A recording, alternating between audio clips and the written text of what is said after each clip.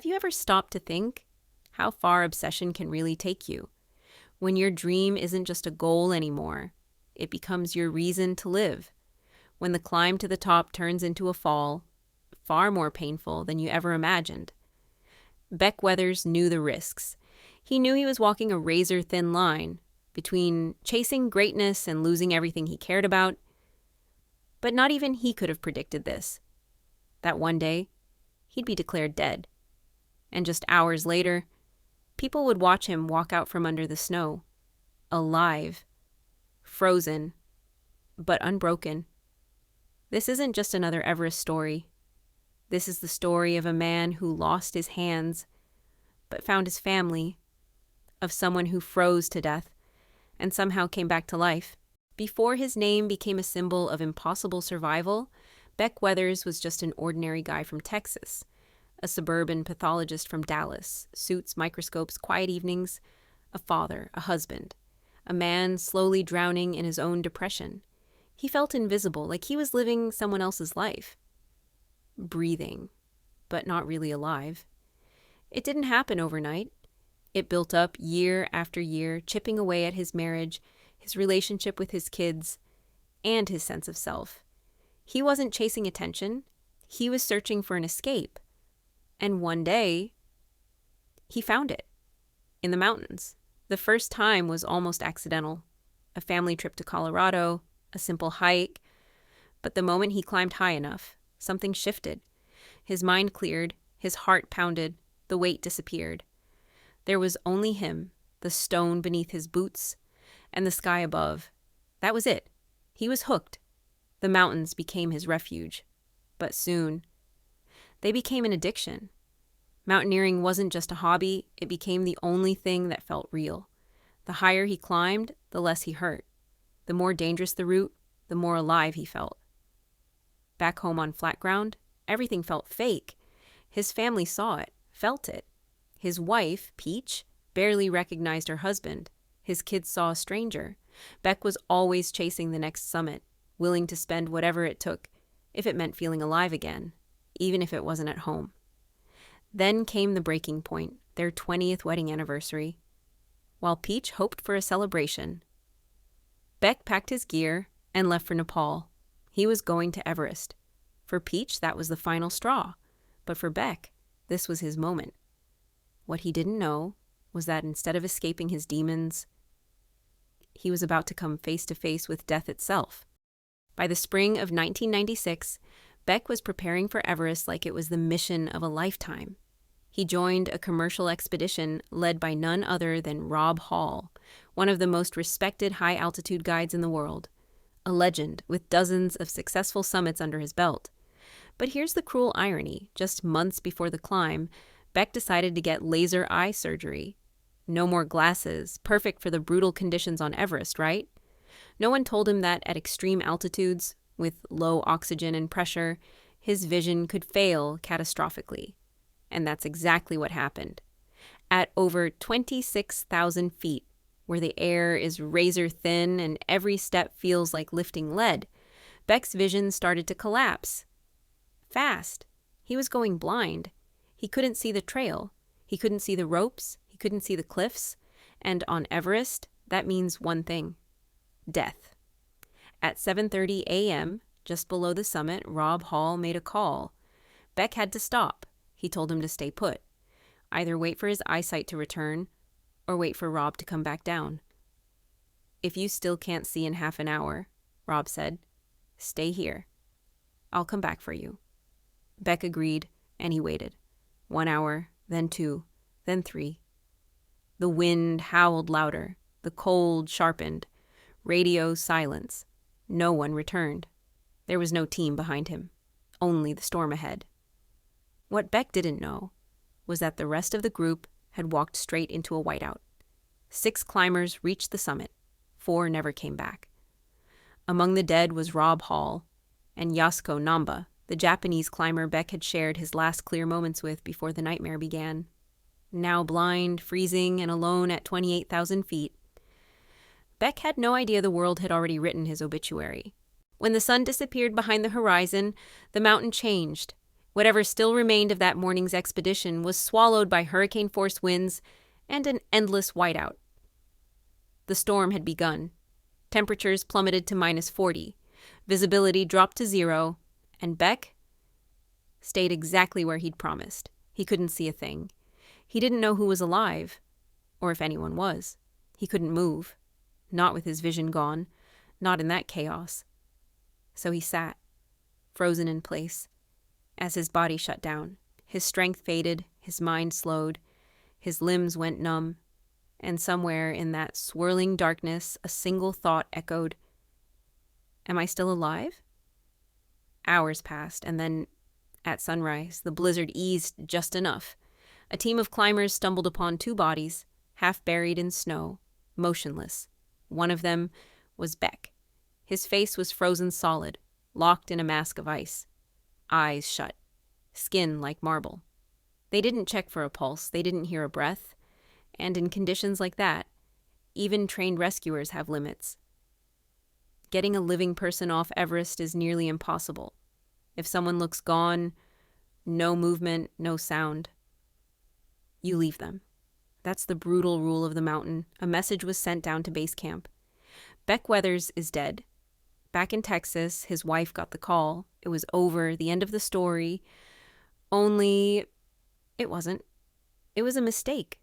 Over 12 hours had passed since Beck Weathers was declared dead. His body had been left in the snow, partially buried, one arm frozen stiff and reaching upward, as if he'd tried to claw his way out. The rescuers had moved on.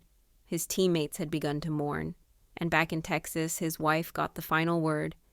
Beck didn't survive the storm. But then, around 4 p.m., the impossible happened. Beck Weathers woke up. At first, he had no idea where he was. It felt like a dream. He was warm, comfortable, like lying in bed back home, peaceful, quiet, and then pain, sharp, blinding. His arm, frozen solid, cracked like wood when he tried to move it, and suddenly it all came crashing back. This wasn't a dream. This was Everest. And somehow, he was alive. He didn't know how long he'd been unconscious. He didn't understand why he hadn't frozen to death. All he knew was he was still breathing. His body was destroyed, his limbs blackened and numb, but he had one thing left, the will to get up. So he crawled. Alone. After a hypothermic coma. After 2 official death reports. He couldn't see where he was going. His face was wrapped in a black crust of ice. His hands were useless. His feet felt like porcelain. But he kept moving, downward, toward life. And when he finally stumbled into camp, people froze in terror. They saw a man with no face, ripped clothes, hands that looked like burnt logs. No one could speak. Because it was him, Beck Weathers. What happened next would go down in both medical and aviation history. Beck Weathers, the man who had been declared dead twice, was about to be rescued from a place where helicopters aren't even supposed to fly. At that altitude, the air is too thin, the winds are too wild. Chopper rescues at that height almost never happen. But this time, the pilot made it. They got him out. Beck was airlifted off the mountain in critical condition and flown to Kathmandu. Doctors were stunned, not just by how bad things looked, but by the fact that he was still alive at all. His right arm? Gone. It had to be amputated below the elbow. Most of the fingers on his left hand? Gone, too. His legs were in better shape, but still needed major surgery. And his face? There was almost nothing left of his nose. To rebuild it, doctors attempted something that sounded like science fiction. They grew him a new nose, on his forehead, piece by piece. Cartilage from his ear, skin from his neck. Once the blood vessels took hold, they moved the nose down into place. It worked. And through all of this, despite the pain, the shock, the unimaginable loss, Beck never lost his spirit. In fact, as he was being flown off the mountain, he even managed a joke. They told me this expedition would cost me an arm and a leg. Looks like I got the deluxe package. His story made headlines around the world, newspapers, television, magazines. Beck Weathers became a global symbol of sheer will to survive. But that kind of survival, it doesn't come free. There was a cost, not just to his body, but to his soul. While the world was marveling at Beck Weathers' survival, his wife, Peach, was preparing for a funeral. She'd already been told he was gone. In her mind, she had said goodbye. What no one knew was that even before he left for Everest, she had made a decision. She was going to ask for a divorce. She just wanted to wait and tell him in person, once he got home. But when he did come home, everything changed. That was the turning point, Beck later said. I wasn't just dying on that mountain. I'd been dying in my life. His obsession with mountaineering wasn't about the thrill. It was an escape from depression, from loneliness, from a life he couldn't make sense of. He loved his family, but he didn't know how to exist inside it. He was battling a deep, unspoken darkness, and the only thing that made him feel alive was risking his life. Peach didn't walk away. She gave him 1 year to heal, to prove he was ready to change. And he did, in every sense of the word. After the amputations, the brutal rehab, the surgeries, the night terrors, Beck started to live differently, not chasing validation, not climbing for meaning, not hiding behind a smile that masked emptiness. He finally said it himself. This is the first time I've felt comfortable in my own body, not because of it, but in spite of it. And somehow, through this tragedy, their marriage was saved. Peach stayed. They wrote a book together, not just about surviving Everest, but about surviving each other, surviving marriage, surviving yourself. After everything he went through, Beck Weathers didn't just survive, he was reborn. He lost a hand, fingers, his nose, most of his face. But he found something he'd never truly had before: inner peace. I used to define myself by what I accomplished, he said. My degrees, my career, the peaks I'd climbed. Now, I'm just a man who's grateful to wake up in the morning and hug his wife. He never returned to the mountains, not because he couldn't, but because he didn't need to.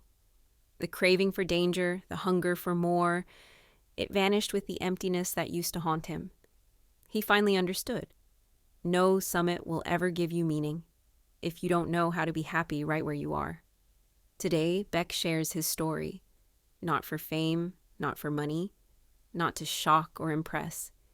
He tells it for the people who feel lost, for anyone stuck in the dark, searching for a way out, just like he once was. And in every talk, in every book, he offers the same quiet truth. Miracles do happen, even when the world has already called you dead twice. The story of Beck Weathers isn't just about a tragedy on Everest. It's about a man who had to die to finally learn how to live.